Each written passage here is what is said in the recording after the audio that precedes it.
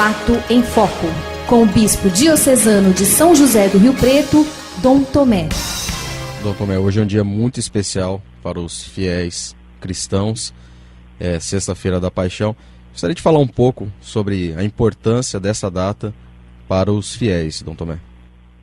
A vida dos cristãos está centrada na pessoa de Jesus Cristo. Por isso mesmo o nome cristão deriva de Cristo, aquele que segue a pessoa de Jesus Cristo. E na vida de Jesus Cristo, o mistério central é a sua morte e a sua ressurreição.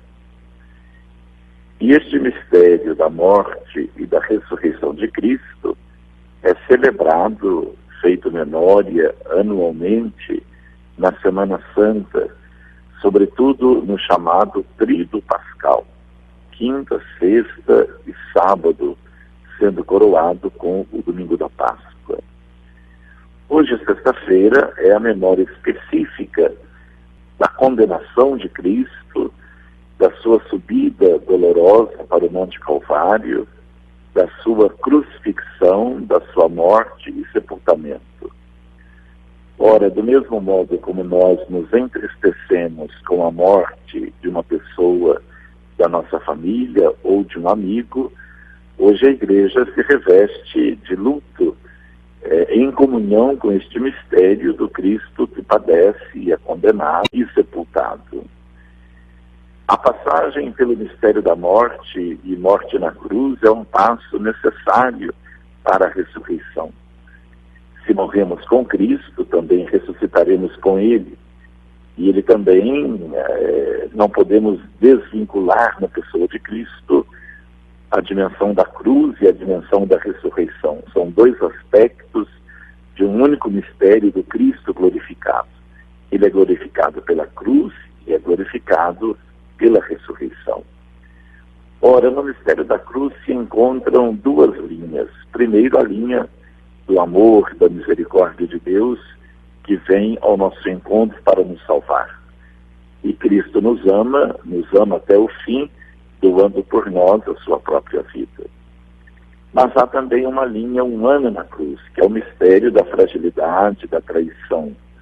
No final de sua vida, Jesus foi traído por Judas, Jesus foi negado por Pedro, os apóstolos fugiram diante do mistério do sofrimento do Cristo.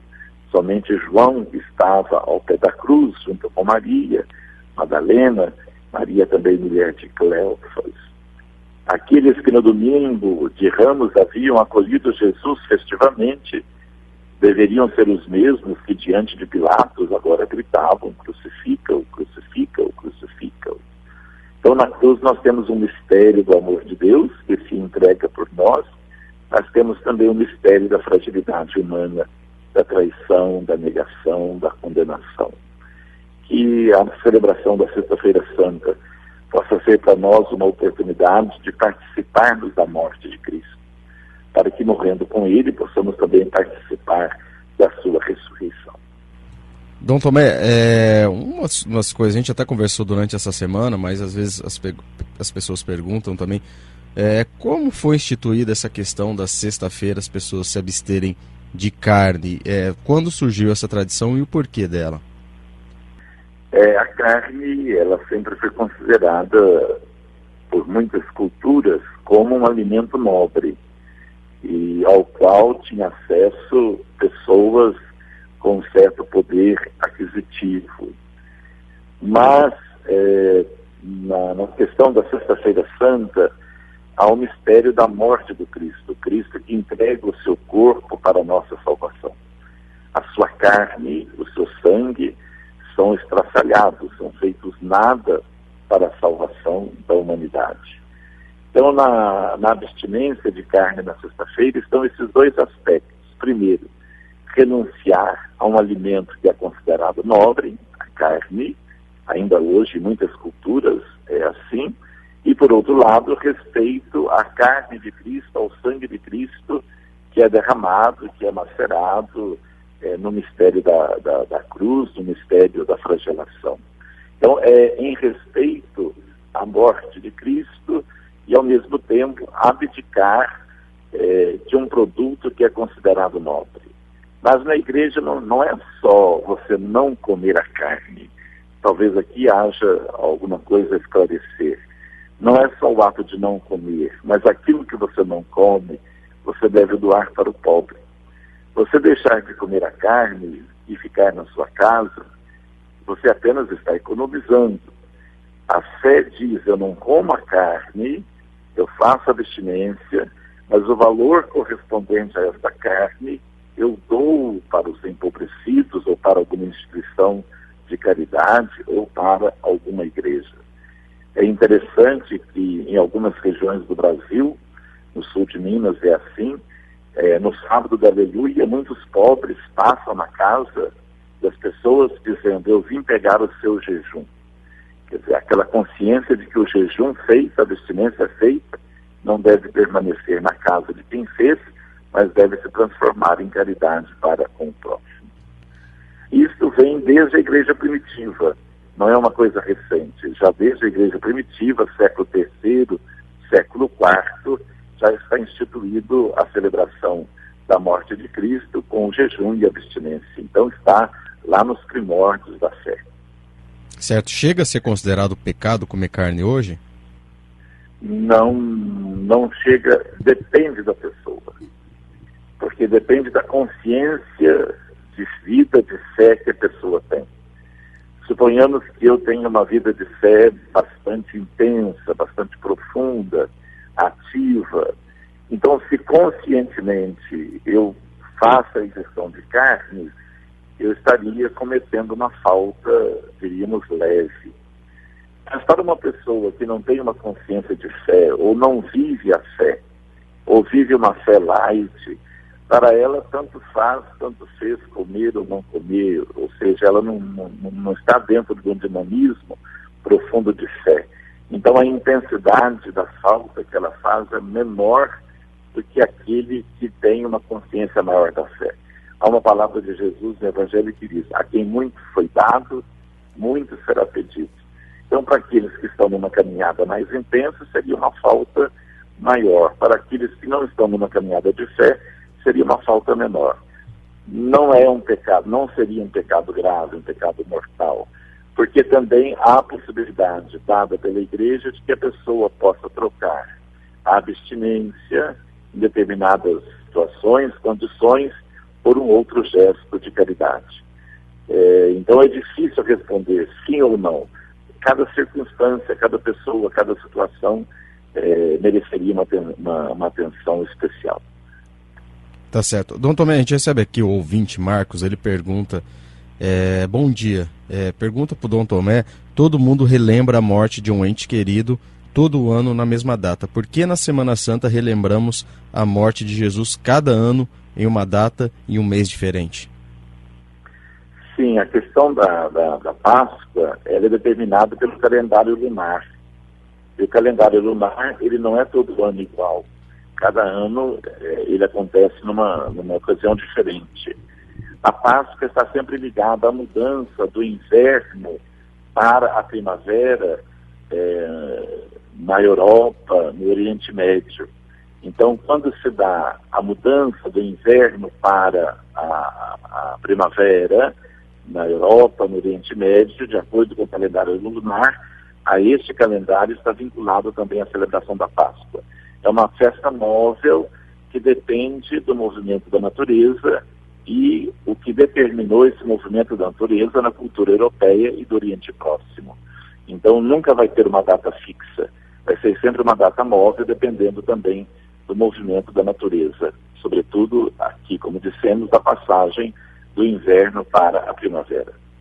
Certo. Bom, e hoje é um dia que não, eu acho que é o único dia do ano que não tem missa, né, doutor? É verdade. Na sexta-feira santa e também no sábado santo não tem missa, porque nós não administramos os sacramentos nesses dias. Somente a confissão é o sacramento administrado, dissertado para os fiéis que procuram se confessar.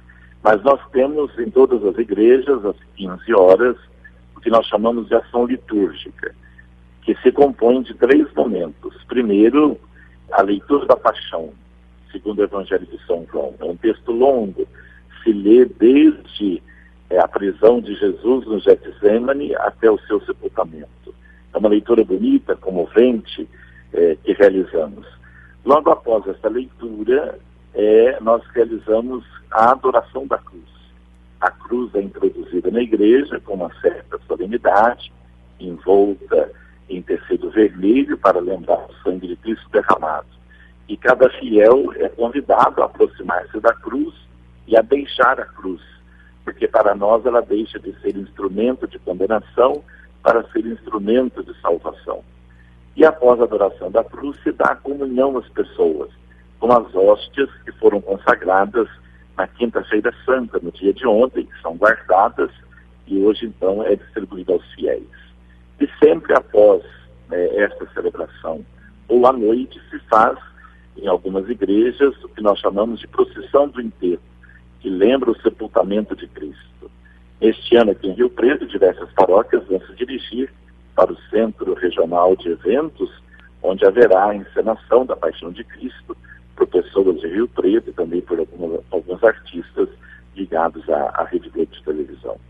E amanhã, sábado, também não tem missa. Somente depois que o sol entra, começa a vigília pascal, que deve terminar um pouco antes do alvorecer, quando se canta, então, uma aleluia, para mostrar que Cristo ressuscitou, está vivo entre nós, e isso deve ser lembrado não mais com tristeza e lágrimas, mas ser lembrado com alegria e com satisfação, porque a ressurreição dele é a esperança também da nossa ressurreição. Então, Tomé, só para encerrar, era uma manifestação popular que eu acho que nos últimos anos perdeu um pouco sentido, não sei se amanhã vai ser diferente por conta da política, mas é a malhação do Judas, né? Era algo que era muito frequente, fazia um boneco cheio de doces, que era malhado. Essa tradição se perdeu um pouco com o passar dos anos, né?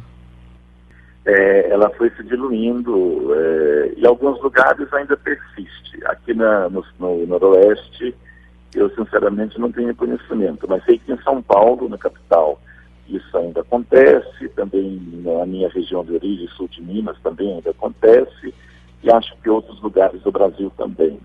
Veja que isso não está ligado à fé, na igreja nunca propôs isso veio das pessoas, porque Judas foi o traidor de Cristo. Então as pessoas, quando malhavam o Judas, queriam também malhar aqueles que foram traidores da sociedade, foram traidores da comunidade. Eu me lembro de uma cidade que eu trabalhei, antes da malhação, eles liam o testamento de Judas. Eles pegavam todas as dificuldades vividas pela cidade naquele ano, as pessoas envolvidas, e faziam uma brincadeira com isso. Depois malhavam o boneco do Judas. A igreja nunca estimulou isso, porque isso pode estimular a violência, e nós nunca devemos ser da violência, mesmo com aqueles que erram, mesmo com aqueles que são os traidores, como Judas, eles devem ser objeto da misericórdia, da compaixão. Então é uma prática que nunca foi estimulada pela igreja, porque estimula consciente ou inconscientemente a violência em relação às pessoas. Tá certo. Agora só para encerrar mesmo, às 3 horas, que é o horário, né, que comumente dizem que foi quando Jesus expirou na cruz, é um momento especial? Existe alguma orientação para os fiéis, um momento de reflexão, doutor Tomé? Sim, 3 horas é a chamada hora da misericórdia, em que Jesus, tendo completado a sua obra, ele olha para o céu e diz: tudo está consumado. E diz os evangelhos, ele entrega a Deus o seu Espírito. E diz os evangelistas que neste momento houve um grande movimento da natureza em Jerusalém. E aqueles que estavam diante da cruz reconheceram que ele era verdadeiramente o Filho de Deus. O convite é para que participem da ação litúrgica das igrejas, das paróquias, sempre às 3 horas. Se a pessoa não pode ir por questão de saúde, de doença ou de viagem, ela poderia às 15 horas fazer aí 5 minutos de silêncio, de adoração e de comunhão com o mistério do Cristo morto na cruz. É uma hora, vamos dizer assim, santa, santificada. É sempre lembrada como sendo a hora da misericórdia. Tá certo então, doutor Tomé, obrigado. Hoje a gente estendeu um pouco mais a conversa com o bispo de Rio Preto, justamente, né, para falar dessa data tão importante, que é a Sexta-feira da Paixão e do Tríduo Pascual. Também já começou na quinta-feira e vai até o domingo de Páscoa. Dom Tomé, muito obrigado pelas informações, pela conversa, e uma ótima Páscoa para o senhor. Uma Páscoa para você, uma Páscoa para os ouvintes, e nos encontramos na segunda-feira da oitava da Páscoa,